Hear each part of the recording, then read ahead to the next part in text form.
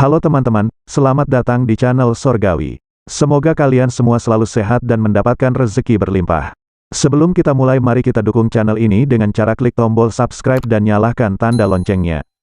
Agar tidak ketinggalan video seputar budaya, jejak sejarah, legenda Nusantara dan banyak lagi yang pastinya bermanfaat. Gak usah panjang lebar, mari kita mulai. Pulau Lombok banyak menyimpan upacara adat, legenda serta cerita rakyat yang dirayakan setiap tahunnya.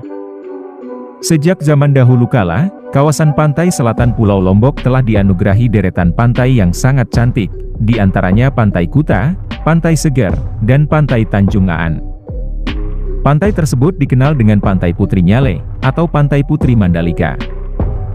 Pemberian nama tersebut berdasarkan mitos legenda cerita rakyat yang terkenal dengan cerita Putri Nyale, atau Putri Mandalika.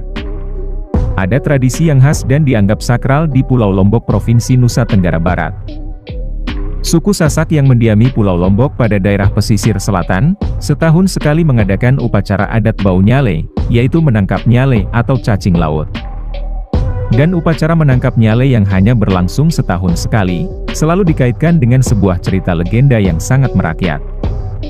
Nyale adalah jelmaan Putri Mandalika, demikian kepercayaan masyarakat suku Sasak. Lalu bagaimanakah cerita tentang Putri Mandalika yang menjelma menjadi nyale, atau cacing laut ini? Dahulu, di Pulau Lombok pada daerah pesisir selatannya, terdapat sebuah kerajaan yang sangat makmur. Kerajaan yang bernama Tunjung Bitu ini diperintah oleh seorang raja yang sangat bijaksana. Paduka raja bergelar Tonjang Beru.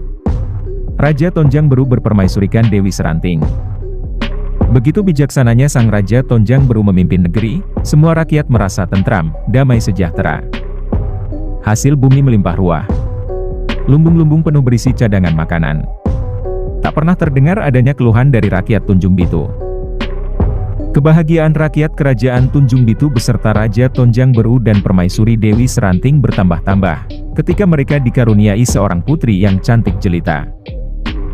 Tampak jelas parasnya yang elok diwariskan dari ibunya Dewi Seranting, sementara tingkah lakunya yang bijak diturunkan dari kearifan Raja Tonjang Beru. Putri ini diberi nama Putri Mandalika. Sebuah nama yang indah, pantas untuk diberikan kepadanya. Singkat cerita, putri cantik tersebut telah tumbuh menjadi gadis remaja. Kecerdasan, kepandaian, keelokan paras yang utama budi pekertinya telah menjadi pembicaraan rakyat kerajaan Tunjung Bitu.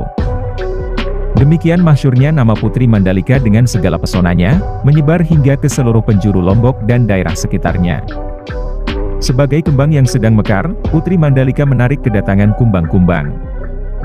Puluhan putra mahkota dan pangeran dari berbagai kerajaan di sekitar Tunjung Bitu mulai mengajukan lamaran. Semua ingin menyunting bunga yang semerbak itu. Sebagai seorang putri raja, urusan perjodohan bukanlah hal sederhana. Ternyata pesona Putri Mandalika memunculkan masalah serius. Raja Tonjang Beru dan Permaisuri Dewi Seranting tidak bisa memutuskan masa depan anaknya. Sang raja tak bisa menentukan siapakah yang akan diterima lamarannya. Padahal, utusan-utusan dari para putra mahkota dan pangeran-pangeran itu terus mendesak jawaban. Mereka bahkan menjadi saling bermusuh-musuhan dan siap menggelar perang besar. Pemenang tentunya yang akan berhak atas cinta Putri Mandalika. Sangat Raja Tonjang Beru dan Permaisuri Dewi Seranting bingung.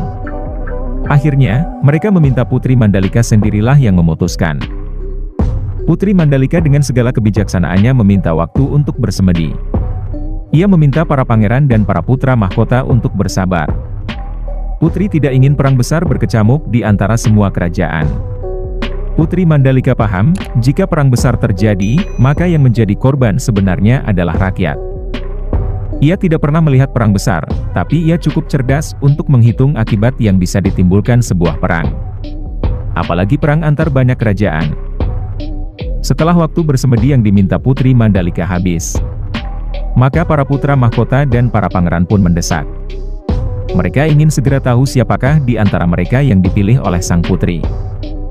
Melihat gelagat yang ada, Putri Mandalika mengerti bila ia memilih salah satu dari mereka sebagai calon suaminya, maka yang lain pasti akan kecewa. Situasi telah semakin memanas dan tak akan bisa teratasi.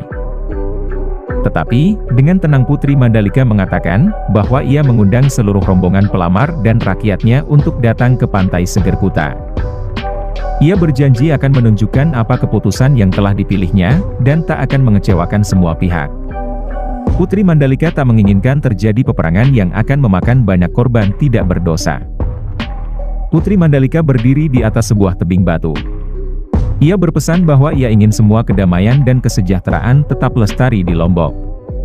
Pesannya ditangkap dengan sangat jelas oleh semua yang hadir di sana. Lalu ia juga mengatakan, bahwa ia adalah untuk kebahagiaan semua orang. Bukan penyulut kebencian dan amarah. Setelah berpesan demikian, ia melompat ke dalam ombak yang bergulung-gulung. Petir menyambar-nyambar dari langit dengan kilat terang benderang. Hujan deras dan gelombang besar menyambut tubuh Molek Putri Mandalika. Ia tenggelam di telan lautan. Semua putra mahkota, pangeran, dan rakyat bersedih. Tak ada genderang perang yang ditabuh. Semua lemas dan kecewa. Raja Tonjang Beru dan Permaisuri Dewi Seranting terkejut bukan kepalang. Putri yang dicintai semua orang itu kini lenyap.